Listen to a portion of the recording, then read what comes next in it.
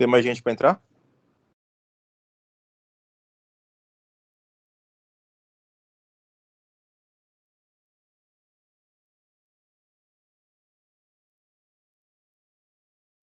Estão ouvindo? Tem mais gente entrando, né?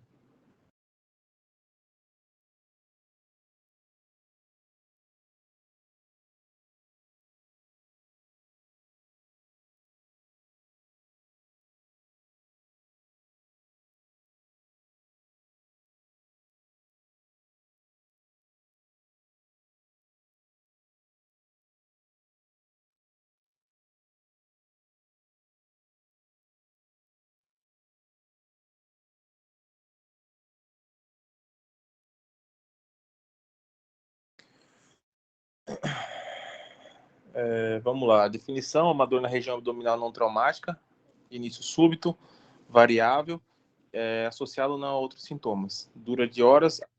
Oi.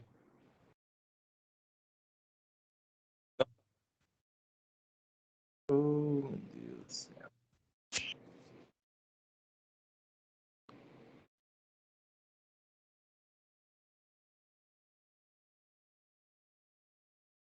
Não tá aparecendo?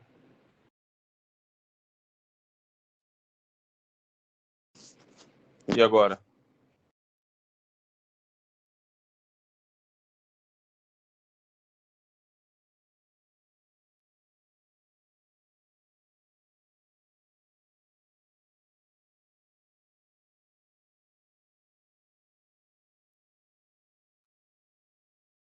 E agora, apareceu?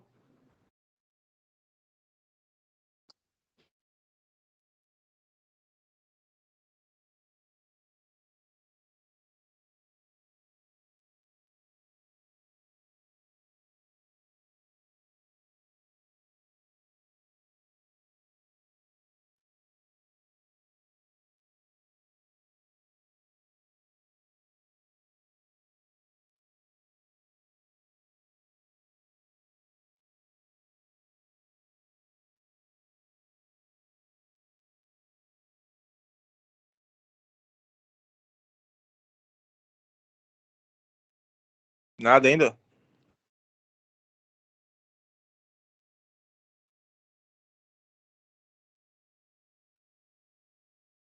Caraca, o que tá acontecendo aqui?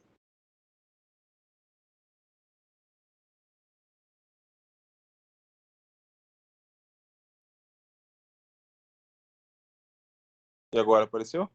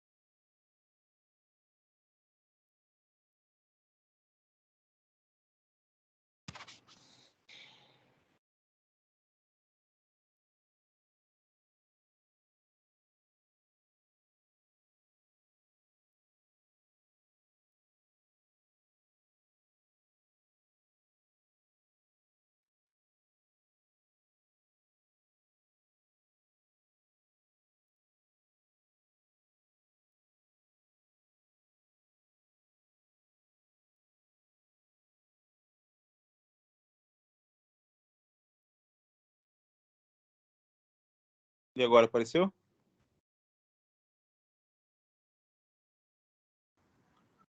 Mas estranho, não tá aparecendo. Professor, tenta fechar o arquivo e abrir novamente. Meu jeito. Vou tentar.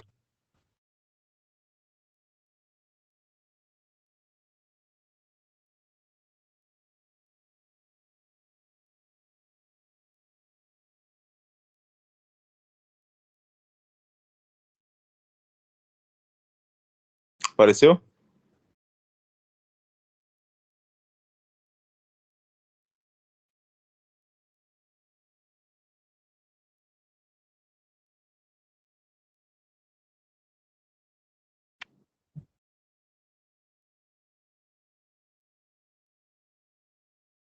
Professor, o senhor não Oi. quer mandar os slides para alguém, que aí alguém tenta compartilhar? Pode ser. Vou enviar agora já. Para quem que pode ser? Vou mandar pro Roberto, pode ser? Se alguém puder pegar para mim e compartilhar, porque eu tô pelo celular também. E tá ruim, minha bateria tá acabando.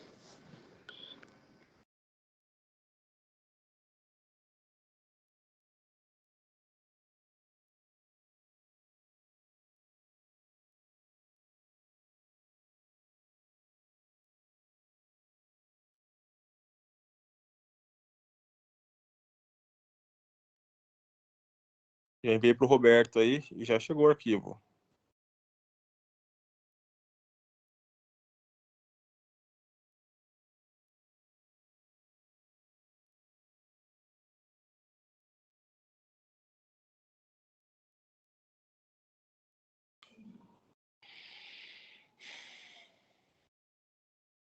Marcela, você consegue compartilhar a aula pra gente, por favor?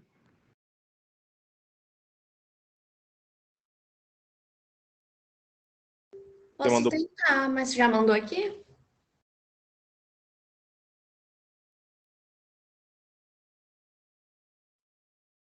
Acabou de chegar para você no WhatsApp. Acabei de enviar.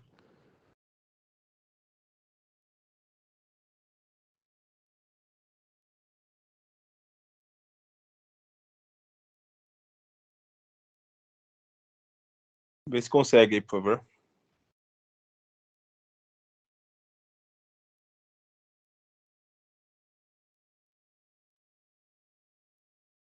Vou deitar aqui.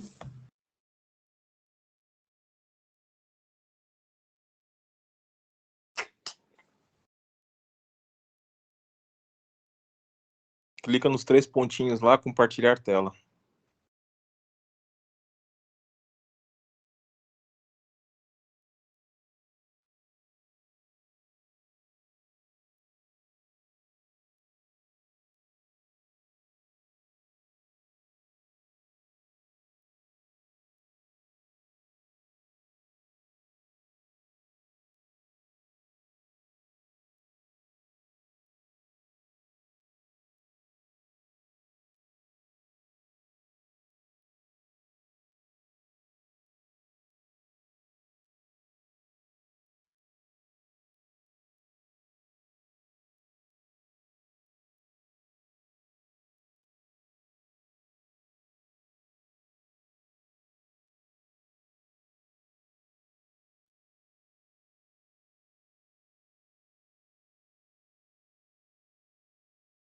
Conseguiu?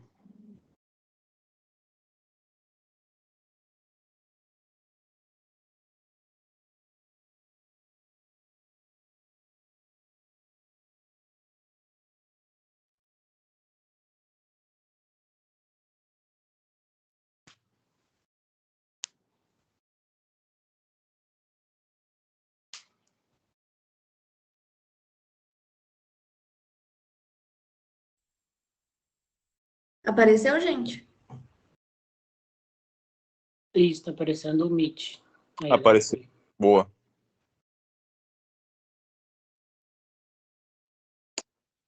Tá normal.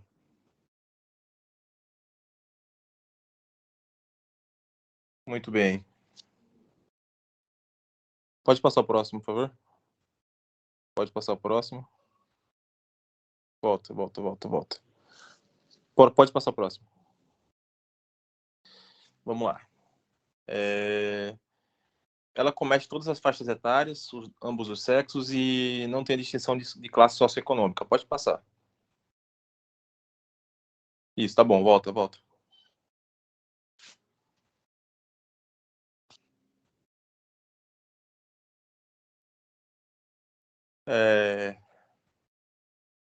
5 a 10% de todos os atendimentos em urgência e emergência, isso em dados norte-americanos, e representa um total de 25% das queixas no serviço de urgência e emergência nos pronto atendimentos. Pode passar o próximo. Daí que a gente vê a importância da gente saber, ter uma noção básica, pelo menos, de dor abdominal, tá? ela pode ser classificada segundo a anatomia, de acordo com a localização no nosso abdômen, em causa extra ou causas intra-abdominais, beleza? De acordo com a localização, a gente pode pensar se for uma dor mais em quadrante superior do abdômen, mais em hipocôndrio direito, geralmente mais comum uma colecistite aguda, a gente tem que pensar fossílica direita, apendicite aguda, pélvica, a gente pensar se for mulher, geralmente em cisto ovariano, em doença inflamatória pélvica, salpingite. Lado esquerdo, a gente pensar mais em uma diverticulite aguda, quadrante superior esquerdo, uma rotura esplênica, algo do tipo, beleza? De acordo com o quadrante da localização, a gente pensa mais localizado em tal estrutura. Dor em faixa no abdômen superior, a gente pensa numa pancreatite aguda. Dor mais em região epigástrica, a gente pensa mais no quadro de uma doença ulcerosa péptica, uma síndrome dispéptica associada, beleza? Pode passar o próximo, por favor. A gente tem que lembrar, em hipocôndrio direito, a gente tem que pensar principalmente em doenças biliares e doenças pépticas. Doença biliar, a cólica biliar, uma colecistite aguda. A gente tem que pensar também em doenças hepáticas, em abdômen superior, pensar também em causas pulmonares e causas gastrointestinais. Epigástrica, geralmente doença dispépticas. Em hipocôndrio esquerdo, a gente tem que pensar tanto em doença dispéptica, em alguma doença esplênica como ruptura esplênica, em causa pancreática, como uma pancreatite aguda. A gente tem que pensar também em doenças pulmonares e afecções do cólon esquerdo, em ângulo esplênico, geralmente uma colite ou uma diverticulite aguda.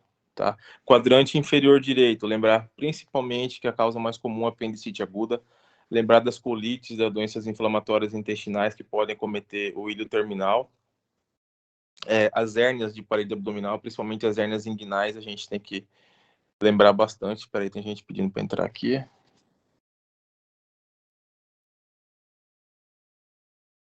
Então beleza, vai admitindo aí para não parar. Tá?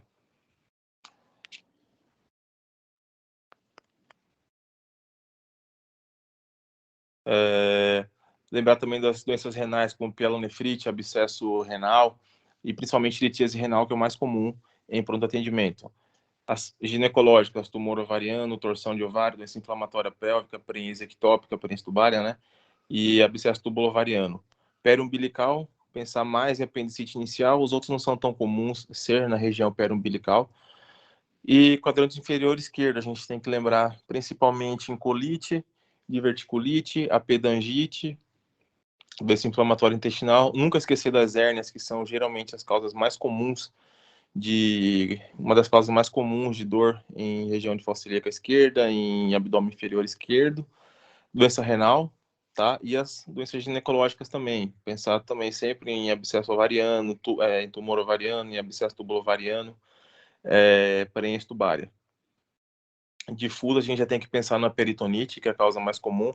Gastroenterites também dão dores difusas, isquemias mesentéricas. Isquemia mesentérica, geralmente o paciente tem uma clínica não tão exacerbada quanto o quadro radiológico e laboratorial. As vasculites. E na suprapública, geralmente colite, gastroenterite e diverticulite. Doença inflamatória, sempre tem que lembrar, doença inflamatória intestinal, principalmente nos opostos de idades, paciente muito jovem, paciente muito velho. E se for mulher, sempre descartar qualquer tipo de causa ginecológica, doença inflamatória pélvica, prenise tubária, essas coisas, certo? De acordo com o quadrante, pode passar o próximo aí. A gente tem que lembrar as causas mais comuns. Dor em quadrante superior direito, a causa mais comum, dor de vesícula biliar, tá? Cólica biliar, infecção de vesícula biliar, no caso colecistite, que é o mais comum. Quadrante superior esquerdo, lembrar que é o mais comum, síndrome dispéptica, doença dispéptica. Essa aqui é a causa mais comum, mas não dá para descartar também pancreatite. Quadrante inferior direito, mais comum, apendicite. Em segundo lugar, vem acometimento do ilho distal como doença de Crohn. Sempre lembrar que quando você tem paciente com apendicite aguda, tem que sempre descartar se esse paciente não tem uma diverticulite no divertículo de Meckel, que fica próximo à região do apêndice, fica mais ou menos a 10, 15 centímetros da válvula iliocecal. Sempre tem que descartar diverticulite de Meckel, tá? E no quadrante inferior esquerdo, a causa mais comum é diverticulite sigmoide, que é o local mais comum de acometimento de diverticulite, é o cólon sigmoide, pela Primeiro, porque é o local mais comum de divertículo. Segundo, porque é a área de menor circunferência do colo e menos distendível e é mais comum ter diverticulite nesse local por conta disso. Pode passar o próximo. A gente pode classificar abdômen agudo secundário por causas abdominais, secundária causas abdominais. A gente tem as gastrointestinais, a gente tem as pancreares, a gente tem as peritoneais, urológicas, retroperitoneais e ginecológicas e da parede. Gastrointestinais, dentre as causas de abdômen agudo por conta da parte gastrointestinal, mais comum é apendicite aguda, seguido de obstrução intestinal, perfuração intestinal, ou por uma diverticulite, ou por uma diverticulite de Meckel, alguma coisa do tipo, perfuração intestinal, seguido de isquemia mesentérica, úlcera perfurada e doença inflamatória intestinal. Causas pancreares, a mais comum, colecistite aguda, lembrar também de pancreatite, colangite, hepatites virais agudas, né, no caso hepatite A, geralmente, ou hepatite fulminantes, abscesso pancreático, rotura esplênica, a gente não tem tanto contato com rotura esplênica, e tumores hepáticos hemorrágicos, que também não é muito comum. Causa peritoneal, mais comum, paciente cirrótico com ascite e peritonite bacteriana espontânea. Urológica, mais comum, cálculo renal, cálculo ureteral, né? Cistite, seguido de pielonefrite. Retroperitoneal, aneurisma de aorta, roto ou não, e as hemorragias retroperitoneais, principalmente hemorragia renal. E ginecológica, mais comum, cisto ovariano roto, seguido de parênese ectópica. E da parede abdominal, algum hematoma da musculatura do reto abdominal. As causas extra-abdominais mais comuns são as torácicas, né? O IAM de parede inferior pode dar muita dor abdominal, principalmente no quadrante superior do abdômen. Pneumonias também podem dar dor abdominal, principalmente pneumonia lobar e lobo inferior. Com acometimento da pleura, de derrame pleural, é mais comum ainda ter dor em região abdominal, certo? Hematológica, paciente com crise falcêmica, paciente com uma leucemia aguda. As neurológicas, a mais comum são as herpes zoster em parede abdominal também, que é um diagnóstico diferencial. Metabólica, paciente com cetoacidose metabólica, geralmente cursa com dor abdominal. Paciente com porfiria, paciente com hiperlipoproteinemia e paciente com crise addisoniana. Relacionadas a intoxicações, pacientes com abstinência de narcóticos, pacientes com intoxicação por chumbo, picada de cobra, inseto. E etiologia desconhecida, fibromialgia. Tem que lembrar também de causa infecciosa, dengue hemorrágica, dá muita dor abdominal. A gente classifica abdômen agudo em inflamatório, perfurante, obstrutivo, hemorrágico e vascular. Inflamatório, algo que esteja causando uma inflamação abdominal. Apendicite, pancreatite, colecistite são causas de abdômen agudo inflamatório. Perfurante, geralmente contém a perfuração de alguma víscera oca abdominal. A causa mais comum que a gente encontra é úlcera péptica, tá? A gente também tem tumores que perfuram, né? Tumor gástrico, tumor de cólon que fazem perfuração também é bastante comum. Os divertículos colônicos perfurados e coliperitônio por perfuração de vesícula biliar. Mas aqui a gente vai ter uma particularidade quando é uma vesícula biliar perfurada. A gente não vai ter pneumoperitônio nos exames de imagem e nem no exame físico. A gente vai ter uma colecistite enfisematosa. Por quê? Porque a vesícula perfurou e tem ar dentro da vesícula e da via biliar. Isso aí é um quadro mais comum. Essas são particularidades do exame de imagem, principalmente. Abdômen agudo hemorrágico, geralmente uma gravidez tubária rota, um cisto ovariano hemorrágico roto, um aneurisma de aorta abdominal também roto. Isso aí são as causas de abdômen agudo hemorrágico. E vascular, geralmente uma isquemia ou um infarto da artéria ou veia mesentérica. O mecanismo da dor, o mecanismo da dor, primeiro, ela inicia-se com uma dor visceral, que é uma dor difusa e imprecisa, e passa num período posterior a ser uma dor parietal, que é uma dor mais localizada, que tem origem no peritônio parietal, e geralmente ela é acompanhada de defesa, principalmente do local onde está a dor. É o quadro mais clássico de uma apendicite aguda. A dor é de início epigástrico, geralmente, depois ela torna mais epigástrico e periumbilical, e posteriormente é uma dor mais parietal mesmo, que se localiza na fossa ilíaca direita. Esse é o quadro clássico do mecanismo da dor. E tem algumas patologias que cursam com dor referida, como, por exemplo, uma colicistite, uma cólica biliar, o paciente vai ter uma dor referida em ombro direito, o paciente vai ter uma dor referida em região lombar. Pode passar o próximo, por favor.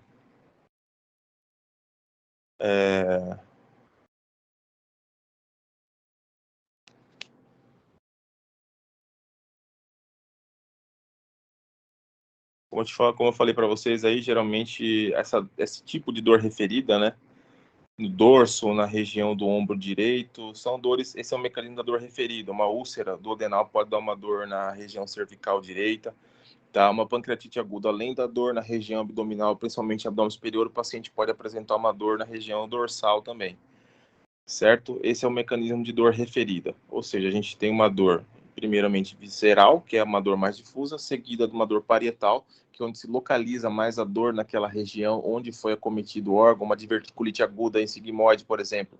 O paciente vai ter uma contratura da musculatura lateral esquerda do abdômen, associada a uma dor mais referida em flanco esquerdo, fossa ilíaca esquerda, uma apendicite já numa fase mais avançada. O paciente vai ter uma dor localizada mais na fossa ilíaca direita. E já um paciente com uma possível cólica biliar, ele vai ter uma dor na região superior do abdômen e vai referir também uma dor na região lombar, certo? Esse é o mecanismo da dor referida. Pode passar o próximo, por favor. A gente tem peritonite primária e peritonite secundária. Peritonite primária, geralmente, um paciente, nos adultos, é paciente cirrótico que apresenta ascite.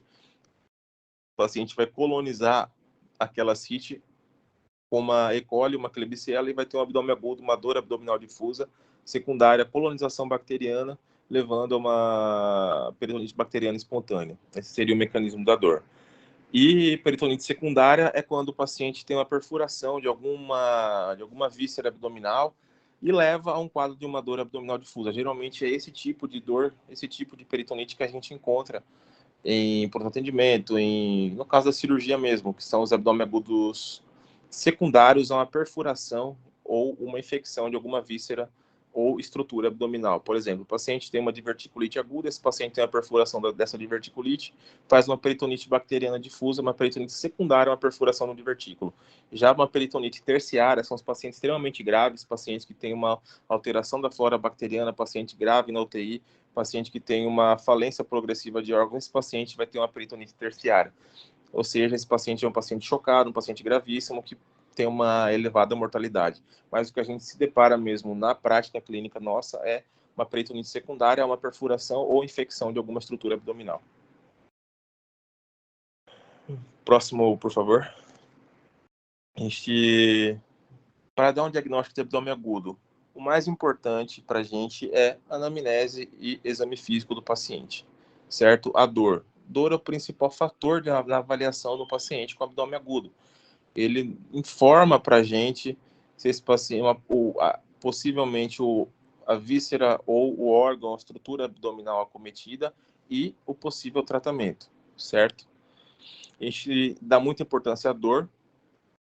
Tem que lembrar que no exame físico é muito importante a gente fazer a ausculta abdominal, porque esse paciente, tendo ou não peristaltismo, a gente já pensa em que tipo de abdômen agudo a gente se depara. Se é um paciente que tem ruídos hidroaéreos aumentados, ruídos hidroaéreos de luta, a gente já pensa no abdômen agudo obstrutivo, com peristaltismo de luta. Se esse paciente tiver sem ruídos hidroaéreos, a gente já pode pensar mais num ilho paralítico secundário a um processo inflamatório abdominal.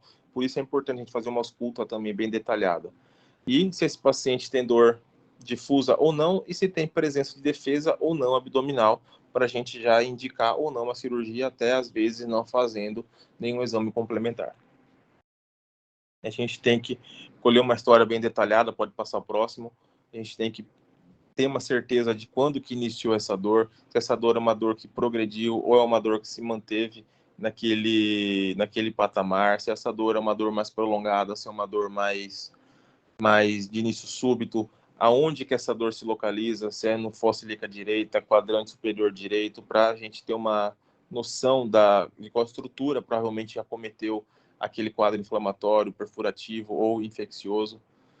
A característica e a intensidade dessa dor, se tem algum fator de piora, se tem algum fator de melhora, se tem algum sintoma associado, se é uma dor referida, se é uma dor localizada, se é uma dor difusa ou não, como é que é essa dor do paciente, a gente tem que avaliar se tem ou não presença de vômito ou náusea, porque se tiver presença de muitos vômitos, a gente já tem que pensar em um abdômen agudo obstrutivo, se esse paciente tem uma dor muito difusa, se esse paciente tem uma dor, um abdômen em tábua com defesa abdominal, provavelmente um abdômen agudo perfurativo. Tudo isso a gente tem que avaliar na anamnese e no exame físico do paciente. Se essa dor é uma dor recorrente ou não, se é o primeiro episódio, se é uma dor se ela já teve vários episódios anteriores a esse momento ou não, se é uma dor associada à alimentação ou não, tudo isso é importante no exame físico. Além disso, uma história patológica pregressa, se é um paciente que chegou com uma dor abdominal difusa e tem uma ascite volumosa com histórico de uma cirrose hepática, eu vou pensar numa peritonite bacteriana espontânea. Se é um paciente que tem uma fibromialgia, uma osteoartrose, que faz uso crônico de antibiótico, chegou com uma dor abdominal difusa, com defesa abdominal, vou pensar numa úlcera péptica perfurada por uso crônico de anti-inflamatório. Tudo isso é importante para a gente ter uma noção do que está cometendo esse paciente. Um histórico social, se é um paciente morador de rua, se é um paciente que tem um nível socioeconômico mais baixo, uma gastroenterite, até uma paciente usuário de crack, são pacientes que a gente tem que pensar em tuberculose, uma série de fatores, por isso que é importante também o histórico social do paciente. Pode passar o próximo. No exame físico, a gente pode encontrar uma palidez cutânea por conta da dor, taquicardia, taquipneia, que já nos falam que é um processo inflamatório, o paciente já está evoluindo como quadro de sepse, porque já tem sinais de CIRS, uma sudorese fria, quer dizer que o paciente já tem uma baixa perfusão, paciente febril ou não, paciente que apresenta náuseas ou vômitos, é importante para a gente. Geralmente a gente encontra paciente com uma febre mais baixa, a gente pensa mais numa diverticulite, numa apendicite, numa colicistite. Paciente com a febre mais alta, a gente tem que lembrar pneumonia, colangite e quadro ginecológico, que dá febre bastante importante. Paciente que tem taquicardia e hipotensão já é um paciente que está numa sepse, ou seja, já está evoluindo para um quadro de choque séptico, a gente tem que pensar numa doença complicada, uma isquemia mesentérica, ou paciente que já está com uma doença bem avançada, com uma peritonite difusa, com coliperitônio, com peritonite difusa, com ácido clorídrico no abdômen, secreção gástrica no abdômen, paciente com a peritonite fecal, que já são os quadros mais extremos que a gente tem que fazer uma intervenção quanto antes, para esse paciente não evoluir evoluir para a morte mesmo, tá? Próximo slide. Inspeção é muito importante, realmente ver o tipo de abdômen do paciente, ver se esse paciente está distendido ou não, se esse paciente tem ascite ou não, tudo isso é importante durante o exame físico. E ausculto, como eu falei para vocês, se tem um ruído hidráulico diminuído, pode ser um ilho paralítico, se tem uma peristalse aumentada, pode ser um peristaltismo de luta, paciente com obstrução intestinal. Tudo isso é importante, o exame físico é muito importante. Percussão, se esse paciente tiver uma percussão dolorosa difusamente, tem um processo inflamatório ou local ou difuso, dependente do local da dor. Se for uma percussão dolorosa difusamente, esse paciente provavelmente tem uma peritonite. A gente tem que pensar também nos sinais de Jober. Se tiver com sinal de Jober positivo, esse paciente tem uma perfuração de alguma víscera oca, provavelmente mas já é uma indicação cirúrgica, certo? E a palpação, se esse paciente tem uma dor, a palpação difusa, se esse paciente tem o tônus muscular aumentado, se é voluntário, se é involuntário, se é localizado ou não esse enrijecimento, esse tônus muscular aumentado, ou se é generalizado, que é uma peritonite difusa. Aí a gente avalia se já tem indicação de cirurgia ou não.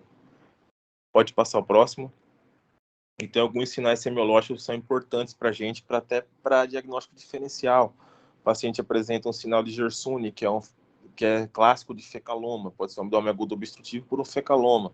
Às vezes, a gente quebrando o fecaloma, fazendo um tratamento clínico para esse fecaloma, a gente consegue tirar o paciente do abdômen agudo obstrutivo. O sinal de Bloomberg é muito comum para apendicite. O sinal de Joberg, que é um pneumoperitônio nos mostra que tem uma perfuração de alguma víscera oca, estômago, intestino, cólon, que é geralmente uma indicação de cirurgia já, sem até nenhum exame complementar. Sinal de Jordano, que é uma pielonefrite, né? Sinal de Cullen-Greitner, que é muito comum em pancreatite aguda necrohemorrágica, que é uma peritonite, que é um abdômen agudo, que apesar de ser um quadro, uma afecção grave, não é cirúrgico em um primeiro momento, mas pode evoluir para uma cirurgia. E sinal de Kerr, que é comum de úlcera perfurada, quando o paciente tem dor no ombro em posição supina. Às vezes, só com esses sinais clínicos, a gente já dá diagnóstico e já consegue partir para indicar o tratamento para esse paciente. Pode passar o próximo, por favor. Exames complementares. laboratoriais, principalmente hemograma, para a gente ver se tem uma infecção ou não, certo? Exame de urina é importante para a gente descartar, inclusive, uma infecção urinária, uma cistite, uma pielonefrite, e a amilase para sempre a gente descartar pancreatite aguda, que é uma causa de peritonite. E o mais importante são os exames radiológicos, tá? Hoje, preferencialmente, a gente usa a tomografia de abdômen, que é um exame que consegue nos dar praticamente todos os possíveis diagnósticos, certo? Mas semiologicamente falando, propedeuticamente falando, primeiro a gente parte para um raio-x de abdômen, em pé e em ortostase decúbito, tá? Aí tem uma imagem para vocês de um raio-x de abdômen. Esse aqui, com o raio-x desse aqui, eu nem preciso partir para algum outro exame de imagem, porque esse raio-x aqui já fala para a gente que é um bulbo de sigmoide, é sinal do invertido, certo? Mas, geralmente, com fácil acesso hoje, a gente parte diretamente de uma tomografia, a não ser que seja uma dor em hipocôndrio direito, associada à alimentação, com Murphy positivo. Aí, uma ultrassonografia de abdômen seria mais interessante, porque uma ultrassom é melhor que uma tomografia para eu visualizar uma colecistite aguda, certo? Mas no comum, no pronto atendimento, no geral, geralmente parte-se para uma tomografia, certo? Aí tem uma tomografia que vocês podem ver nesse slide, uma tomografia com uma possível quadro de um abdômen agudo obstrutivo, tá? O intestino delgado com a parede mais espessada, tá vendo onde tá mais branco em volta? Tem um espessamento parietal difuso do intestino delgado, certo? Provavelmente luta, tá vendo que tem algumas abstrações um pouco aumentadas aqui no intestino delgado, e níveis hidroaéreos. Tem líquido dentro do delgado e mais superiormente, tá vendo, próximo à parede abdominal, tem níveis gasosos, portanto, isso aí que é nível hidroaéreo. Esse paciente aqui provavelmente é um abdômen agudo obstrutivo, tá? Obstrução do intestino delgado. Causa mais comum de obstrução do intestino delgado é, até que prove o contrário, brida ou hérnia interna. Seguidamente, a gente encontra, seguido por hérnias da parede abdominal, ok? Pode passar o próximo, por favor. Já a arteriografia, que está ali, a gente usa mais para abdômen agudo vascular. Pode passar o próximo. Agora vou falar um pouco mais sucintamente, um por um. Abdômen agudo inflamatório. As principais causas apendicite aguda, seguido de colecistite aguda, pancreatite aguda e diverticulite aguda. Eu vou falar mais para frente desses quatro, tá? Geralmente é uma dor insidiosa, difusa, mal caracterizada, associado a náuseas, vômitos, mau estado geral e febre, isso inicialmente. Depois ela passa a ser mais localizada.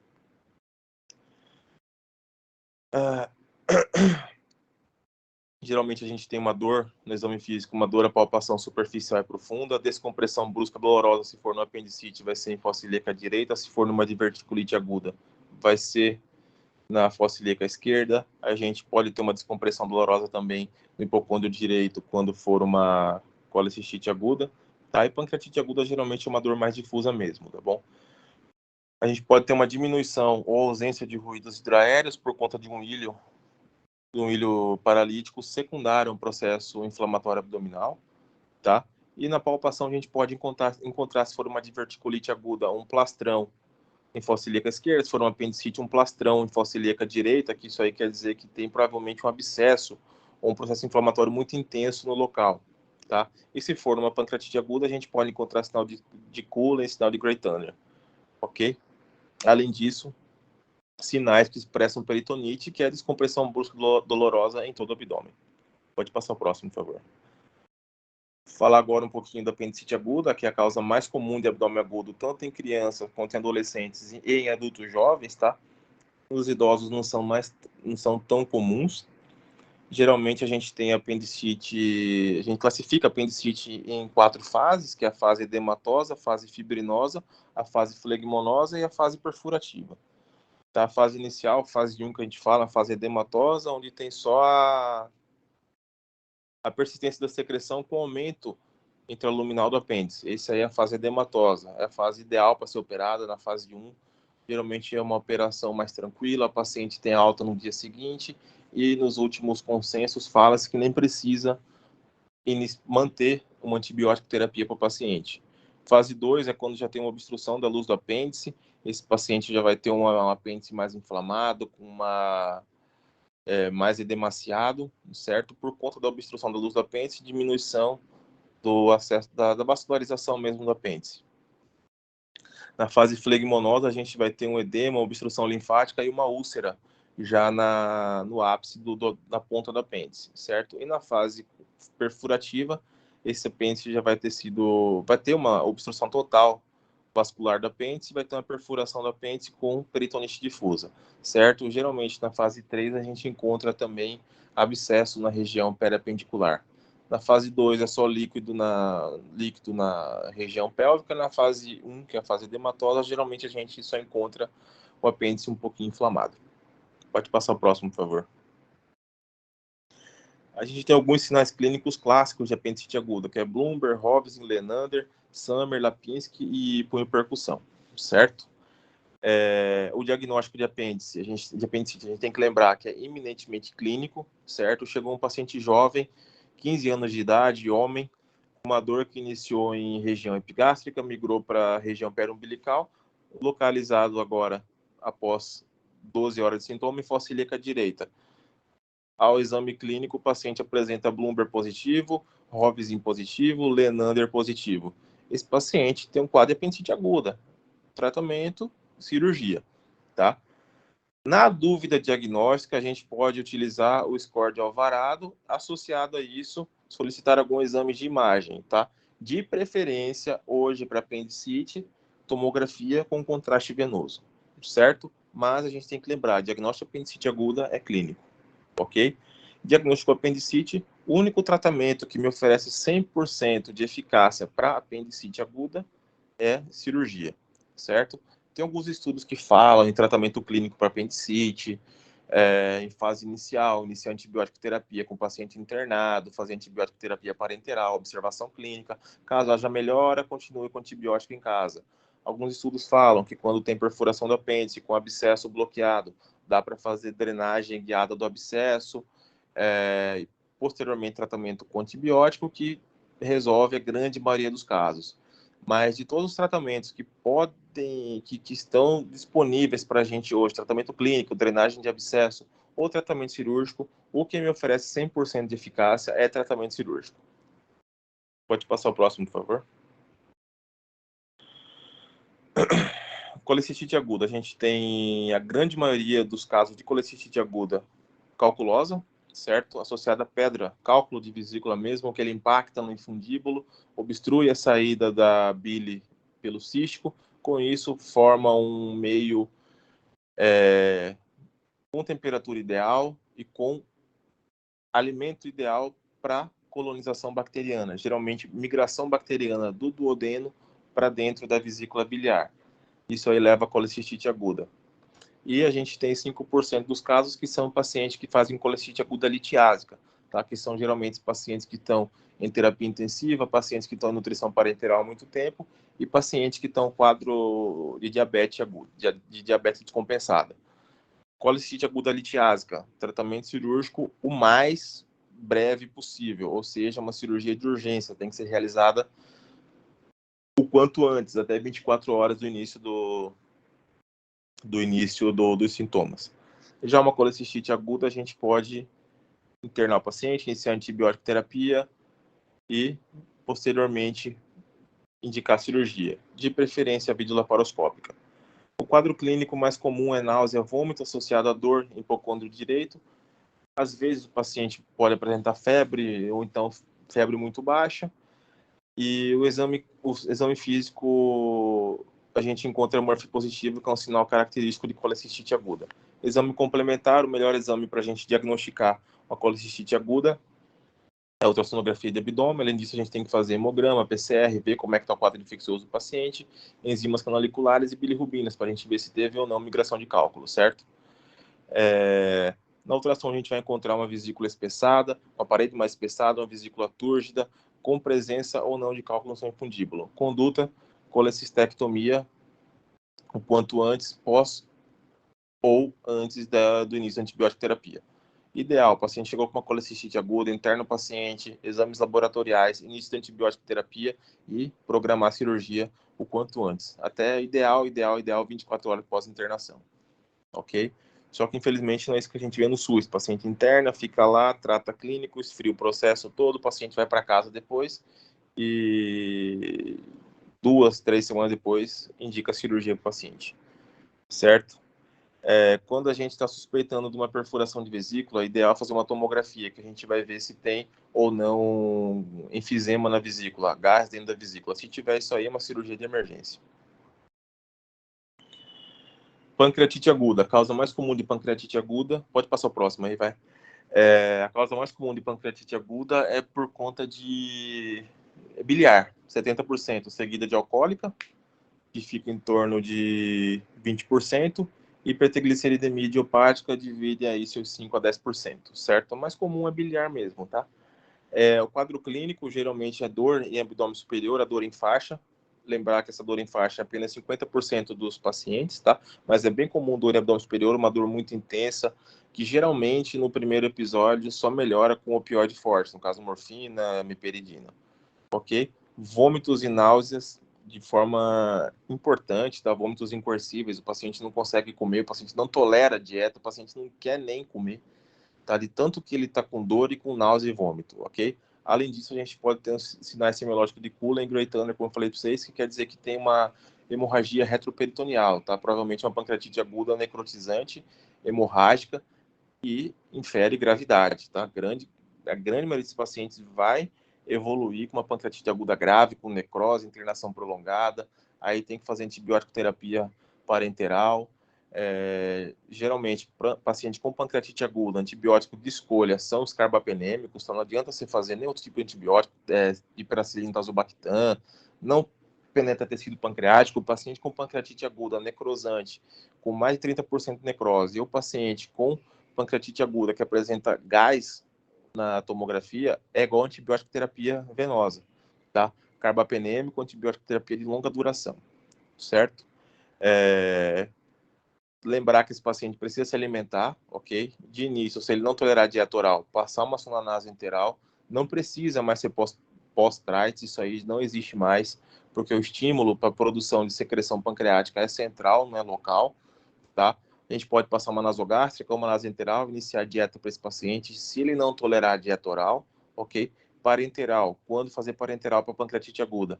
Quando o paciente não tiver uma via de alimentação possível enteral ou oral. Por exemplo, o paciente está com uma pancreatite aguda, está com um pseudocisto obstruindo a região do duodeno, região do jejum proximal. Aí a gente opta em fazer uma parenteral. Ou o paciente está com uma sepse, droga vasoativa em dose moderada, que a gente não tem uma segurança para fazer dieta enteral. A gente pode fazer nutrição parenteral. Por que evitar parenteral? Porque a dieta parenteral ela é hepatotóxica, certo? Além disso, ela é mais catabólica, ela é mais pró-inflamatória e, além disso, ela propicia a infecção fúngica, tanto em região abdominal quanto em região de catéter. E a gente tem que lembrar que esse catéter está implantado dentro do átrio do paciente, pode fazer infecção endocardite também por conta de fungo, certo? Por isso, evitar parenteral, deixar só em último caso, onde a gente não consiga mesmo nutrir um paciente de forma oral ou parenteral, certo? De exames complementares, a gente tem que fazer a amilase lipase, lembrar que a amilase, a partir do terceiro dia da pancreatite, ela começa a entrar em queda e a lipase permanece elevada até em torno de 7 a 10 dias. Tá? Por exemplo, chegou um paciente que está hoje no quarto dia de sintoma. Se você fizer uma amilase, ela já pode estar em queda, entendeu? Por isso que a gente sempre pede amilase e lipase. Geralmente, essa amilase, ela vai em torno de 1.000, 2.000, quando você faz a dosagem dela, ok? A gente tem que lembrar que a amilase, ela não é parâmetro de gravidade para pancreatite aguda e nem é critério para eu avaliar se o paciente saiu da pancreatite aguda ou não, ok? Geralmente, a gente vê se o paciente está tendo uma melhora da pancreatite aguda, se o paciente melhorou clinicamente, se o paciente começou a aceitar a dieta, ok? A amilase não serve nem para gravidade, nem para controle de pancreatite aguda ou não. Até porque a gente pode ter um paciente que está com 6 semanas pós-pancreatite aguda com uma amilase elevada. é um paciente que formou um pseudocisto. Esse paciente não tem mais pancreatite, ele tem só um pseudocisto, certo? Ou seja, a amilase, a partir do terceiro dia, a tendência é que ela comece a cair. E também não serve nem para gravidade e nem para controle de pancreatite aguda. Tem que se fazer uma ultrassonografia do abdômen total. Por quê? Para ver a causa da pancreatite. Geralmente biliar, 70%, a gente faz uma ultrassonografia do abdômen, confirmou que tem cálculo na vesícula, tratou a pancreatite, a gente consegue partir para a cirurgia da vesícula, certo? Uma tomografia de abdômen. Ou se a gente não conseguiu fechar o diagnóstico na entrada, ou se esse paciente teve uma piora nas primeiras 48 a 72 horas, aí a gente faz uma pancreatite aguda, certo? Por exemplo, chegou um paciente, 45 anos, com uma dor em abdômen superior em faixa, náuseas e vômitos, internou, ele tem exames complementares, foi solicitado uma amilase, que veio uma amilase de 1000, por exemplo, uma hiperamilasemia importante, mais sintomas clínicos. Esse paciente já fechou um diagnóstico de pancreatite. Eu preciso pedir uma tomografia para ele na entrada? Eu não preciso pedir uma tomografia para esse paciente na entrada, certo? Eu tenho que fazer os critérios de gravidade, tenho que saber se essa pancreatite aguda é leve ou grave, através da classificação de Atlanta, certo? A gente não usa mais Hanson hoje, a classificação de Atlanta, que depois, quando na aula de pancreatite, alguém vai falar para vocês. 48 horas, esse paciente começou a ter melhora, diminuiu a dor, diminuiu o náusea, diminuiu o vômito, a gente iniciou dieta, ele teve uma boa aceitação, não tem por que fazer uma tomografia, certo? Agora, 48 horas, esse paciente mantém ainda um quadro de sintomatologia importante, náusea, vômito, dor abdominal, teve uma piora clínica importante, piora laboratorial, uma tomografia. Para quê? Para ver se esse paciente está fazendo necrose pancreática ou coleção pancreática, ok? Para ver se eu tenho que iniciar antibiótico terapia ou não, certo? Iniciar a dieta com esse paciente, assim que ele tolerar a dieta. Ele melhorou o sintoma, melhorou náusea, melhorou o vômito em 48 horas, beleza, eu vou introduzir dieta oral para esse paciente. Certo? Pode passar o próximo, por favor.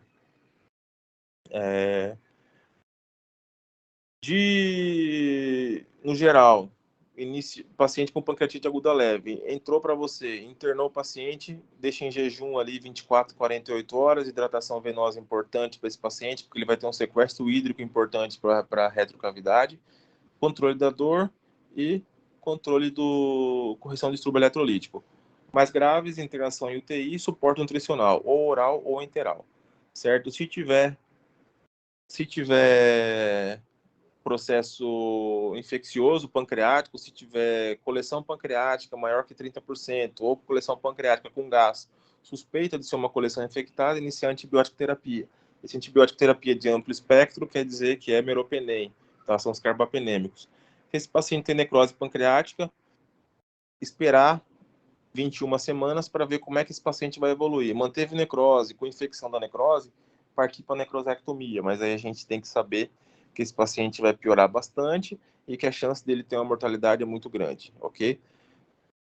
Causa biliar, na mesma internação, fazer a colecistectomia do paciente. Por quê? Porque esse paciente pode ir para casa depois com a vesícula ainda e fazer um episódio de uma nova pancreatite aguda. Geralmente, o segundo episódio, esse paciente vem com uma pancreatite aguda grave, certo? Pode passar o próximo, por favor. Diverticulite aguda. Diverticulite aguda é mais comum o paciente apresentar uma dor na fossa ilíaca esquerda, certo? Mal-estar, uma febre persistente, eventualmente esse paciente pode se tornar constipado ou vir com uma diarreia aguda e depois ficar constipado. E o paciente pode ter uma defesa, uma contratura na musculatura da fossa ilíaca esquerda, ok? Se essa diverticulite estiver perfurada, esse paciente vai chegar para a gente com uma peritonite difusa. Perfurada quer dizer que pode ter pus ou pode ter fezes na cavidade. Exame padrão ouro, uma TC de abdômen, que vai mostrar para a gente a classificação da pancreatite, da diverticulite, o acometimento local, se é acometimento difuso, se tem peritonite ou não, para nos orientar quanto ao tratamento desse paciente, ok? A tomografia vai mostrar para a gente a classificação de Hint modificada, tá? Colonoscopia numa pancreatite... Só voltando na pancreatite lá rapidinho, CPRE para pancreatite aguda, só quando eu tiver certeza que esse paciente tem uma colangite associada. Se não, não se faz CPRE em pancreatite aguda. Voltando para diverticulite. Colonoscopia também. É arriscadíssimo fazer uma colonoscopia no paciente na vigência de infecção do divertículo, certo? Por quê? Na colonoscopia, a gente vai ter que introduzir o colonoscópio e para eu conseguir passar o colonoscópio e ter uma visualização, eu vou ter que encher o intestino de ar. A gente injeta ar, dilata o intestino para poder, o cólon para eu poder progredir o aparelho, certo? Nessa dilatação, a gente pode fazer aquele divertículo que já está aquela diverticulite que está bloqueada, que é uma RINT-I1, a gente pode fazer aquele desbloqueio, tá? E fazer uma peritonite difusa. Aí o paciente passa a ser cirúrgico. Além disso, tem uma maior chance de perfuração do intestino por conta da friabilidade local do processo. Está com o processo infeccioso, fica mais friável, eu posso ter uma perfuração do intestino, tanto com colonoscópio ou com uma perfuração mesmo por conta do excesso de ar.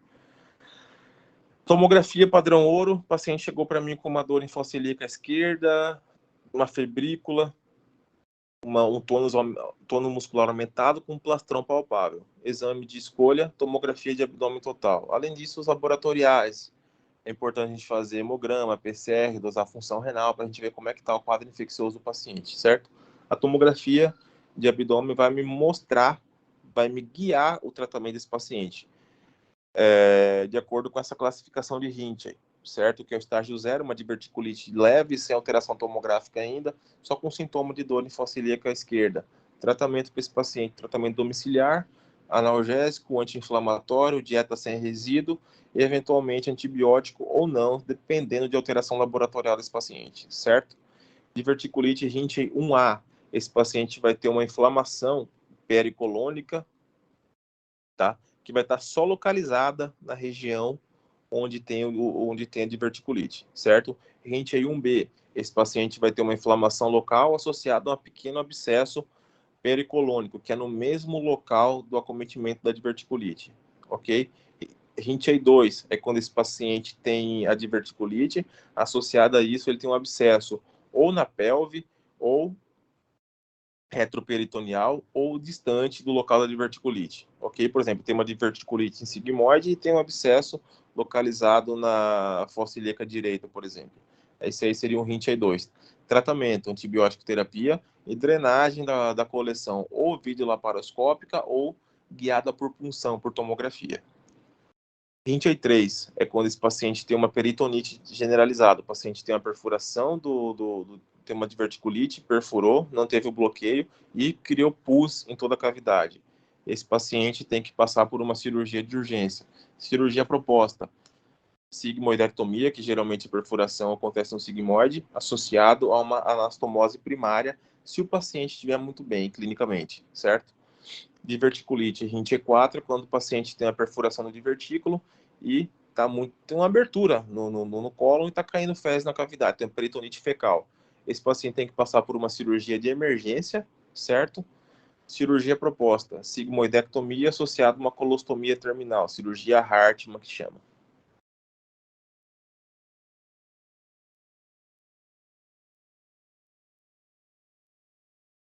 Vamos falar o próximo agora de abdômen agudo obstrutivo. As principais causas são aderências, tá? Que a causa mais comum de abdômen agudo obstrutivo é a aderência, seguido de hérnias da parede abdominal, certo? Neoplasia de cólon, volvo de sigmoide e na infância a intuscepção intestinal, bolo de Ascaris até bezoar. Certo? A criança come cabelo, para na válvula ileocecal e faz um abdômen agudo obstrutivo. Mas a causa mais comum, no geral, é aderência. Geralmente esse paciente vai ter uma dor incólica, difusa, associada a uma distensão abdominal e, o mais importante, parada da eliminação de fezes e flatos. Exame físico, esse paciente vai ter uma distensão abdominal, tá? Os ruídos hidroaéreos, no começo, eles vão estar aumentados por conta da peristalse de luta para tentar vencer aquela barreira e fazer com que o intestino volte a funcionar. Mas, posteriormente, o intestino fica parético e fica sem ruído hidroaéreo. É importante sempre fazer um exame físico proctológico, tá? Para quê? Para a gente fazer um toque retal, encontrar linfecaloma, encontrar uma massa retal que seja a causa mecânica desse abdômen agudo obstrutivo. Pode passar o próximo, por favor. A gente classifica obstrução alta ou baixa, tá? Alta é quando ela é uma obstrução acima da válvula ileocecal e baixa quando é abaixo da válvula ileocecal. Geralmente a gente tem uma obstrução mecânica do cólon, tá? Quando é uma obstrução baixa, uma obstrução mecânica do cólon, ou uma pseudo-obstrução intestinal, que é a síndrome de Ogilvy. Pode passar o próximo, por favor. Quando for uma obstrução alta, esse paciente vai apresentar vômitos importantes de amarelo esverdeado e ser de início precoce esses vômitos do paciente. Quando uma obstrução baixa, abaixo da válvula ileocecal, esse paciente vai ter geralmente uma distensão abdominal, tá? Porque provavelmente é uma obstrução do cólon, esse paciente vai ter distensão abdominal e o paciente pode nem apresentar vômito, porque ele pode ter uma válvula ileocecal competente que faça um mecanismo de válvula de fechamento, esse paciente vai ter só uma obstrução colônica, consequentemente ele não vai ter vômito, ok? A gente tem que pensar que sempre uma obstrução do cólon pode fazer uma obstrução obstrução em alça fechada que chama, tá? Eu tenho uma obstrução a nível de sigmoide e tenho uma válvula ileocecal funcionante, fazendo um mecanismo de válvula. Esse paciente não vai nem para frente nem para trás, ou seja, fica tudo parado ali, vai só fazendo um acúmulo e com isso o seco vai distendendo, que é a área mais distensível do cólon, e pode ter uma perfuração, uma rotura do seco, ok? Isso aí chama obstrução em válvula em alça fechada. Isso aí é uma emergência cirúrgica. Quando o seco está muito dilatado, maior que 10 centímetros, tem que ser uma cirurgia de urgência. Exames complementares de imagem, primeiramente um raio-x de abdômen, que para a gente descartar principalmente um volvo de sigmoide, às vezes a gente consegue até ver as obstruções colônicas e ver o ponto de obstrução, aí já parte uma cirurgia direto, certo? E o exame que fala a favor, que é o melhor para a gente, é uma TCI de abdômen, tá? A gente tem que pensar quando a gente vê numa tomografia de abdômen, pneumobilia, a gente vê uma ar dentro da via biliar, a gente vê o delgado todo distendido, e uma imagem calcificada em quadrante inferior direito, isso aí chama de Higler. Isso aí quer dizer para mim que tem uma pedra, um cálculo de vesícula obstruindo, isso aí é um ilho biliar, certo? E na tomografia de abdômen, mais comum que a gente vê é volvo de sigmoide mesmo. Chega um paciente velhinho para mim e faço uma tomografia de abdômen, eu vejo lá um sinal do invertido. Esse paciente tem um volvo de sigmoide, já parte para a cirurgia direto e evita fazer uma tomografia que é um gasto a mais. Mas assim, de comum mesmo, o paciente chegou com um quadro de uma obstrução intestinal. Hoje a gente tem um fácil acesso à tomografia de abdômen que vai dar para a gente o diagnóstico até a causa, a etiologia da obstrução intestinal, certo? Paciente com abdômen agudo obstrutivo.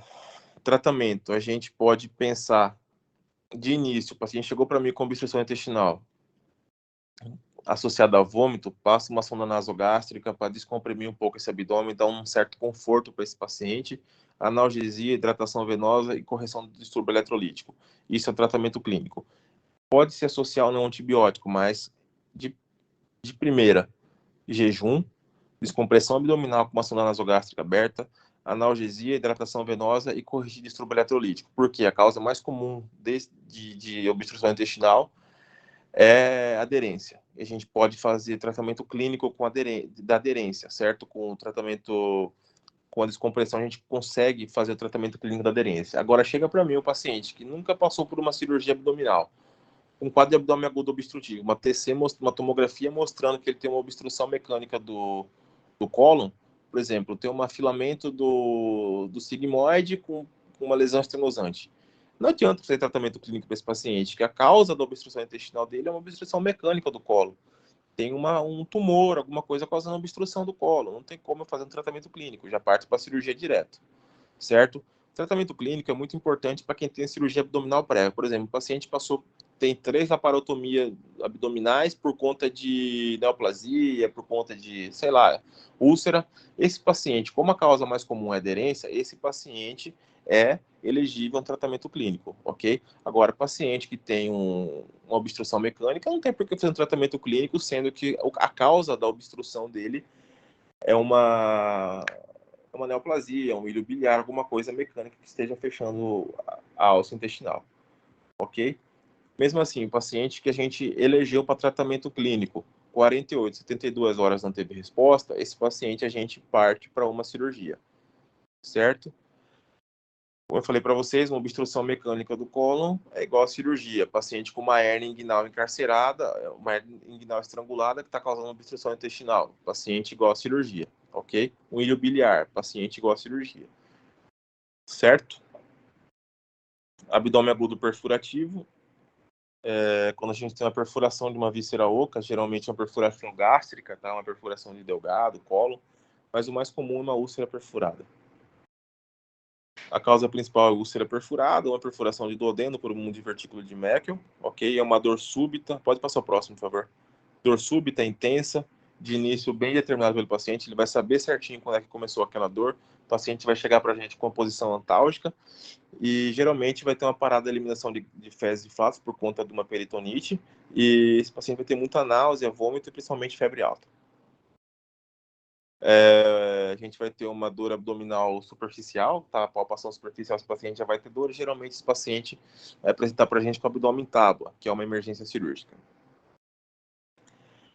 E quando a gente tem pneumoperitônio, a gente vai ter o sinal de Jober, que é a perda da submaciçez na loja hepática. Esse paciente tem pneumoperitônio, indicação cirúrgica. Exame de imagem, a gente pede de primeiro um raio-x de tórax e abdômen, tá? Raio-x de abdômen agudo, e a gente vai visualizar pneumoperitônio, tá bom? Aí tem 3 imagens para vocês, dois raios-x, tá? Tá vendo aqui logo abaixo da diafragma do lado direito aqui do tórax, esse gásinho, tá vendo aqui essa linha, onde tá essa seta vermelha, essa linha mais clara, mas bem esbranquiçada, isso aí é o diafragma, tá? Isso que está abaixo do diafragma é pneumoperitônio. Isso aí não precisa nem complementar com outro exame de imagem, porque é cirúrgico, certo? Tá vendo essa tomografia do abdômen total? Essa bolsa mais esbranquiçada com conteúdo branco é o estômago, e esse ao lado é o fígado. Esse ar que tá, esse preto que está à frente do fígado do estômago, isso aqui é ar, tá? Isso aqui é um pneumoperitônio. Provavelmente essa tomografia mostra pra gente uma perfuração de uma úlcera, tá? Porque aqui no estômago, logo aqui na frente, bem próximo do onde está esse ar para fora, tem um pouquinho de gás também, e dentro desse gás segue essa perfuração. Isso é provavelmente uma úlcera perfurada. Tratamento eminentemente cirúrgico, dependendo a cirurgia ser feita depende do que for perfurado. Se for uma diverticulite perfurada, você pode fazer uma colectomia, tá? Ou uma colostomia, uma anastomose primária, uma colectomia total, se for um megacólon tóxico que perfurou, você tem que fazer uma colectomia total, se for intestino delgado, uma enterectomia. E se for uma úlcera perfurada, você pode fazer rafia da lesão ou partir para um tratamento mais agressivo, como uma gastrectomia. E o abdômen agudo hemorrágico é quando tem sangue dentro do abdômen, certo? Causa mais comum, parência ectópica rota, seguido de alguma coisa ginecológica rota, um cisto ovariano, uma parência tubária rota, seguida de aneurisma de aorta rota. É eminentemente cirúrgico, tá? A anamnese do paciente vai chegar com alteração hemodinâmica, dependendo do quanto ele perdeu de sangue. Aí a gente vai avaliar se esse paciente tem, de acordo com a taquicardia, hipotensão, esse paciente vai chegar com um quadro de uma perda sanguínea importante, certo? Dependendo de como esse paciente chegar, é um tratamento cirúrgico de urgência, ok? A gente tem que pensar, se for mulher, sempre tem que fazer o toque vaginal para a gente descartar a parência tubária rota. Mas geralmente, o paciente que chega com um quadro de um abdômen agudo hemorrágico é uma cirurgia de emergência. Tá? A gente pode passar o próximo, por favor? A gente classifica o choque de acordo com a perda sanguínea. Se ele perdeu até 750 ml, a gente classifica como choque classe 1. Perda de 750 ml até 1.500 é um choque classe 2. E acima de 1.500 até 2.000 ml, classe 3. E classe 4 quando ele perdeu mais de 2.000 ml de sangue, tá? Geralmente esse paciente vai para cirurgia de emergência para fazer a contenção do sangramento. Se for um aneurisma roto de aorta abdominal, a gente tem que fazer o clampeamento da artéria, tá? E corrigir o aneurisma. Se for uma parênia tubária, se for um cisto ovariano roto, fazer a ressecção do local, né? Geralmente a gente faz oforectomia, geralmente a gente faz salpingectomia. São as causas mais comuns de abdômen agudo hemorrágico. Certo? Lembrando que o aneurisma de aorta rota, a mortalidade é muito alta. Passa o próximo, por favor. Vascular geralmente é secundário a trombose ou isquemia, infarto mesmo da artéria mesentérica ou da veia mesentérica, ok? Esse paciente ele vai ter geralmente o paciente mais idoso, a gente tem que lembrar que esse paciente geralmente tem arritmia, tá? Pensar em paciente com fibrilação arterial crônica, é mais comum fazer uma migração de um trombo e parar na artéria ou na veia mesentérica, tá? É uma urgência cirúrgica, geralmente é um quadro extremamente catastrófico, dependendo do segmento que ele pegar da artéria mesentérica, tá? Se ele pegar na raiz da mesentérica, esse paciente é incompatível com a vida, tá? Pode passando aí, ver essa imagem, isso aí é uma isquemia mesentérica extensa, provavelmente pegou na raiz da mesentérica, isquemiou todo o intestino delgado, esse paciente aqui tem que fazer enterectomia, nutrição parenteral, é um quadro praticamente incompatível com a vida, ok? Pode passar o próximo, por favor. Esses pacientes, eles, um fator extremamente importante, esses pacientes vêm com dedímero extremamente elevado e principalmente lactato, esses pacientes vão ter uma hiperlactatemia severa, tá? Esse paciente tem que pensar em isquemia mesentérica, ok? Basicamente é isso, tá? Essa aula eu não vou falar em dor abdominal na gravidez porque eu não mandei questão para a prova. Ok? Alguém tem alguma dúvida, alguma pergunta?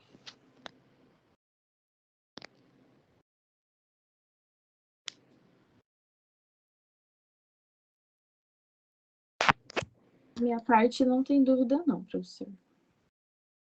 Beleza, então. Questão vai ser provavelmente abdômen agudo inflamatório, certo? Atentem mais para isso. Abdômen agudo vascular, geralmente é prenese ectópica rota, cisto ovariano roto, quando é aneurisma de aorta roto, o paciente já chega morto para a gente na grande maioria das vezes, certo? E abdômen agudo vascular é uma tragédia, certo? Geralmente é uma isquemia, um infarto da artéria mesentérica ou da veia mesentérica. Esse paciente chega para a gente clinicamente não tão ruim ainda, mas com evolução péssima, certo?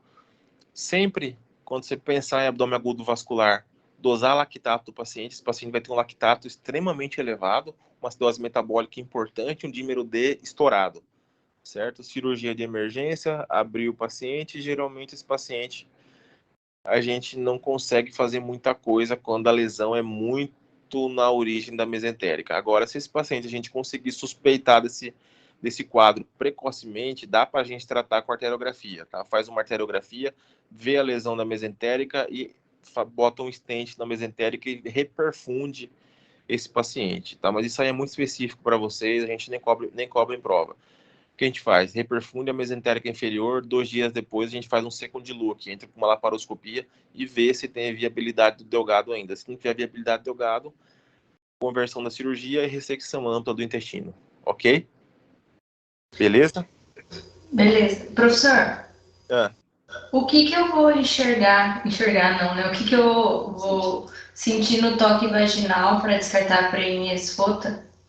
Sangramento. Sangramento. Ah, tá. Tá bom. Beleza? Sangramento vaginal. Ok? Além disso, sempre lembrar a mulher jovem pedir beta-HCG na urgência, tá? Mas no toque vaginal você vai ter sangue na luva, vai ter sangramento. Ok, professor. Beleza? Tá. Professor, obrigada. Nada. Tchau, tchau. Boa noite. Boa noite.